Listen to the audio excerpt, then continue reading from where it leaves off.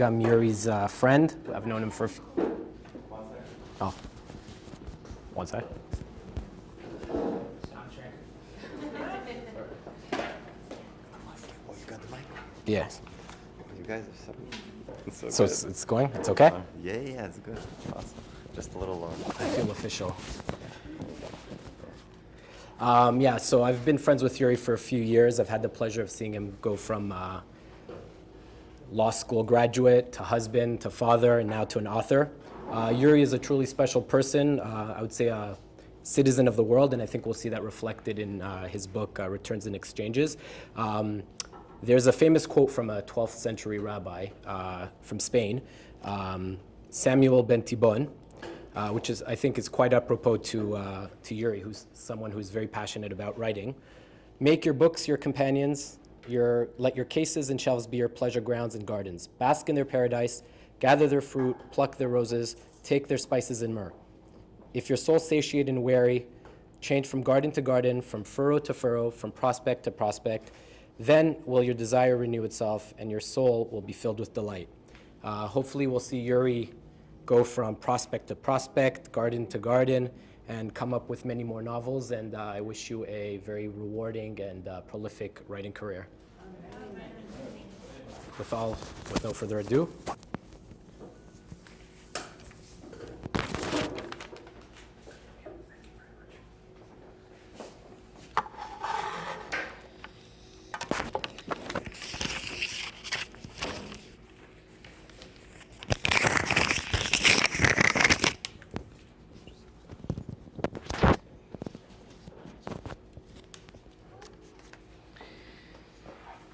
Guys, thank you so much for being here, for sharing this occasion with me. A lot of you have kind of known me for a long time. You've supported me on Kickstarter, and just in person, it's very touching to see so many familiar faces. A lot of people to thank, naturally. I want to start with Emil, who is already in the very back. For a really lovely introduction. Thank you very much. Really lucky to have you guys as friends. I want to thank Rabbi Dov Yona Korn, who is, of course, the director of this wonderful Chabad house, and Sarah Korn, his Rebbitzin. They've been incredibly kind to me over the years. This was actually my first stop in New York, so it's a very meaningful kind of a full circle in a sense. Unfortunately, they couldn't make it tonight, but they send their best wishes. Next, I want to thank, of course, without any reservation, with the fullest intent, my wife Jennifer, because of course none of this would be even close to possible without her. Not because she wrote the book for me, but because it really takes a special woman not only to put up with a writer, because writing is a very solitary sport. There's no secret there. But to have her not only put up with it, but to encourage it and to make sure that the book actually got done. It got done really well. That's something that I almost can't imagine. That's unbelievable. Then I want to thank, of course, my little daughter, who was just born 5 weeks ago, Leora. In a funny way, even though it took me about 7 years to write this book, this was all for her. In a funny way, even in the darkness and the blindness, with all the craziness of New York and all the, career changes and all of that, it's really for her. She's hopefully when she grows up, she'll see the meaning in it. I want to thank my mom. Unfortunately, she couldn't make it tonight, but she's largely responsible for this whole craziness. She's the one who pushed me to read a lot, and to kind of look at writing as something that's not just aspirational but real. And not to mention for bringing me into this world. I want to thank my Kickstarter supporters, because without them, this would be just one long slog without an end in sight. And these are people that pretty much bet on this horse, not knowing anything but, okay, this is the guy that I know as a friend, and he pretends, maybe to write. So thank you very much for all of you guys. I'm really tremendously grateful, and thank you for your patience, most of all. I want to thank Ilya Starobinets and another friend who couldn't make it, David Alexander. It's very hard to thank a person who's lived a book with you, in many different ways, through all the career changes, all the moving, all the just crazy upheaval. There's no adequate way to say thank you, but thank you. Let's start with that. I want to thank, in general, all of my friends, all the people that I've met in these last 9 years, even before that, in New York. It's really great to have people that believe in you and that think that you're actually going to amount to something as a writer, which is, half of New York has a novel in their in their drawers. So to have people believe that you're going to finish is pretty awesome. So thank you. I want to thank my illustrator, who's actually a Blueprint Fellow as well, Margarita Carroll. She's in Chicago, so she couldn't make it tonight. But look, let's be frank. You can write a great book, but if the cover sucks, it ain't selling. So this is her work. This is really awesome. I also want to thank Cardozo Law School for turning me into a writer. It sounds funny, but it's true. I started writing this book when I was in law school, and I feel like I spent half the time in my favorite little cafe actually fleshing this out, and what the hell, it worked out. So, and of course I want to thank everybody who's here. Thank you for taking the time out on a Tuesday evening to come out. This really means a great deal to me. Thank you. I want to mention a couple other people who are making this evening possible. I want to thank Tim, who's on security. I want to thank Sonia, who's doing the tabling downstairs. And I want to thank Maxime, who's the cameraman. They've all really kindly agreed to help me this evening, so thank you. As it happens, this very evening, 21 years ago, my mom and I flew into JFK, and this was our first day in the US. So it's a very interesting little, I don't know what you call it, closing of circles, whatever you have. We flew on to Kentucky, we didn't stay here. But somehow, 21 years later, here we are. So, and of course, in between, Kentucky and this moment, we had Baltimore, we had Philly, we had Phoenix, we had Irvine, we had Lubbock, and so on. So, in some ways, all of these episodes, all of these experiences are in this book. So, this book, in many ways, something Ilya can talk to. This is my 20s. My 20s are in this book. For better, for worse, this is what it is. So I guess the better you know me, the more you'll get from the book. But there's a lot in this little thing. So I hope you'll enjoy it as much as I enjoyed it from a writing end. So to talk a little bit about the book, I don't want to go on and on. You can read it and give me your opinion later. But in many ways, it's kind of an ode to New York. I really love this city. I've spent 9 years here. It's taken my blood, my sweat, my tears, everything else you can imagine. But somehow I'm here, survived it. Thank God, got married, had a kid. These are momentous miracles. Nothing short of it. So,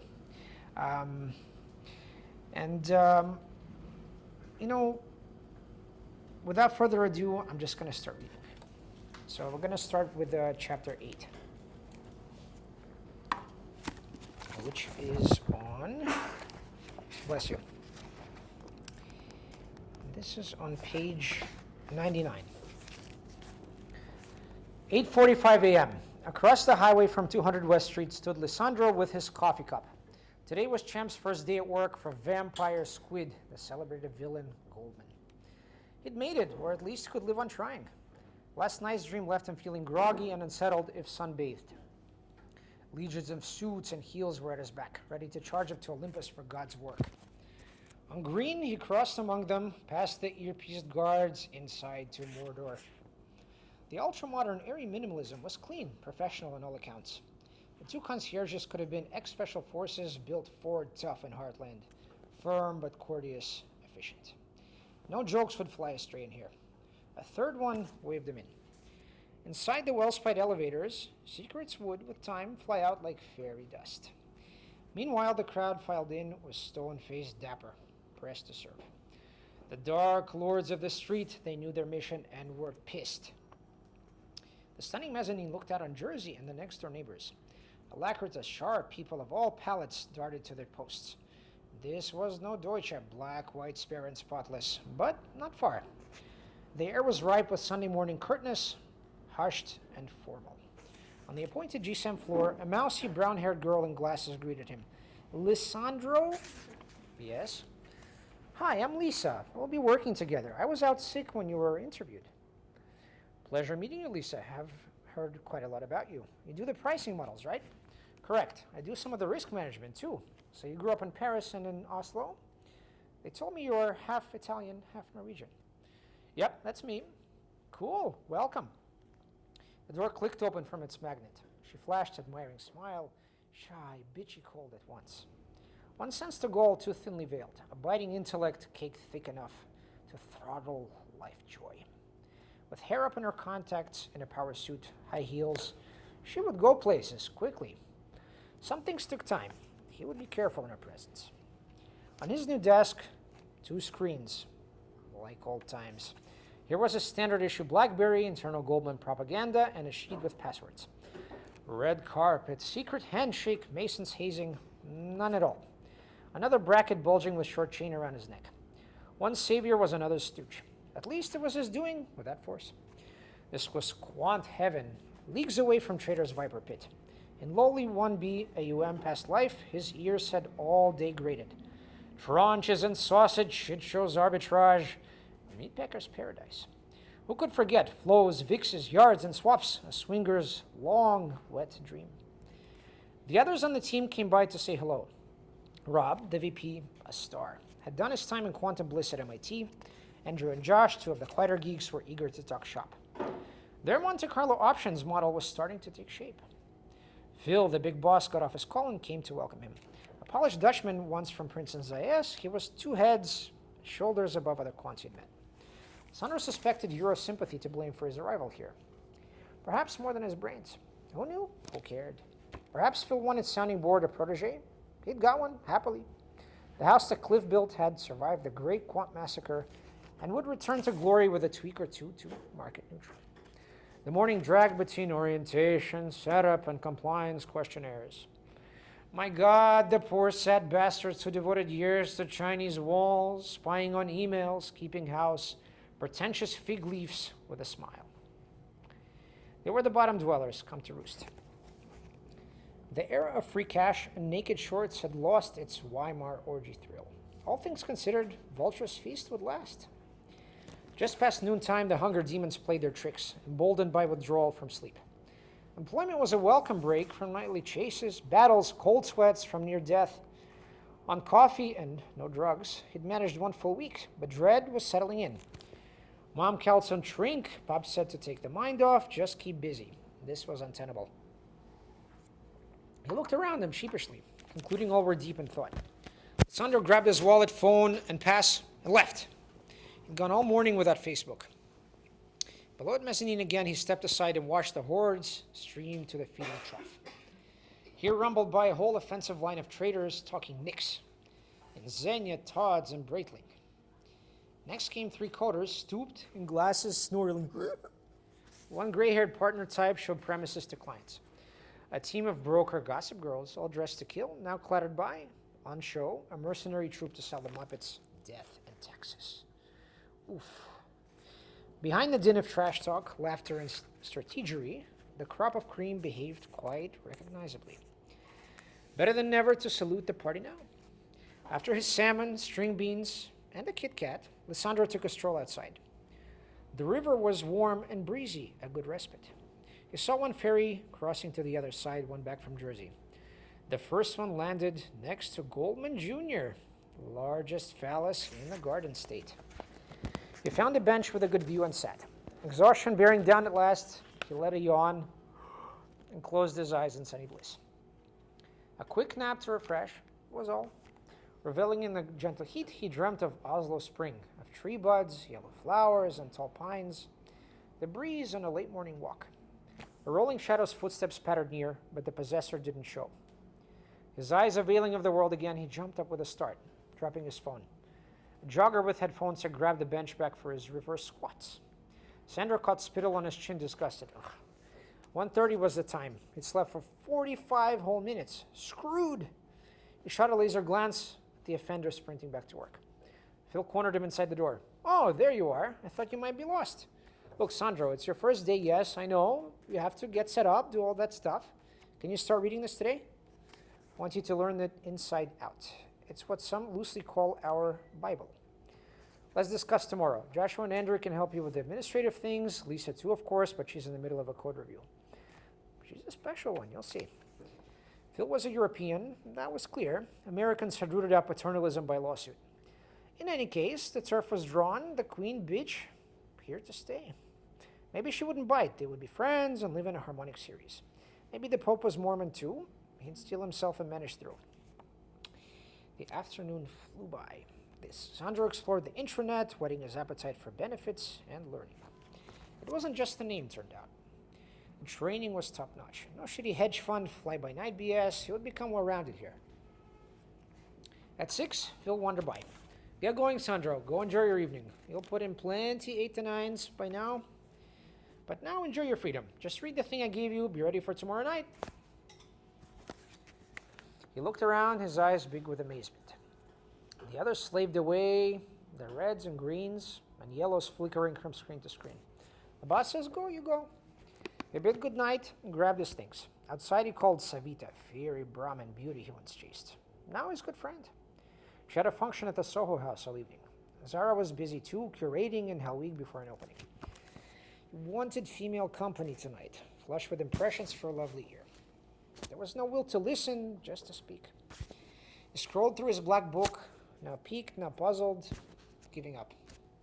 Better alone than stuck and bored. Over to Park, then City Hall, he rambled on, carefree. This would become his daily back and forth for years to come. Not bad. He'd had enough of Midtown Crush, a million sour-faced suits, and gawkers in a smart grid ad. It was much calmer in Tribeca by the water. It was with one's thoughts. Sandro got off at 28th with ready appetite and short attention span.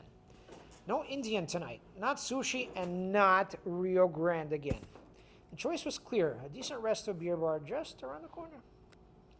He sat down at a corner table, the holy grail of algorithms in his right hand. He ordered to his heart's content, moule frites, good butter, warm fresh bread, a monk's ale, baritsu. The favorite butt of jokes in France, the Belgians did in fact some certain pleasures know. Black Scholes, the MPT, the TFT, CAPM, the beta coefficient.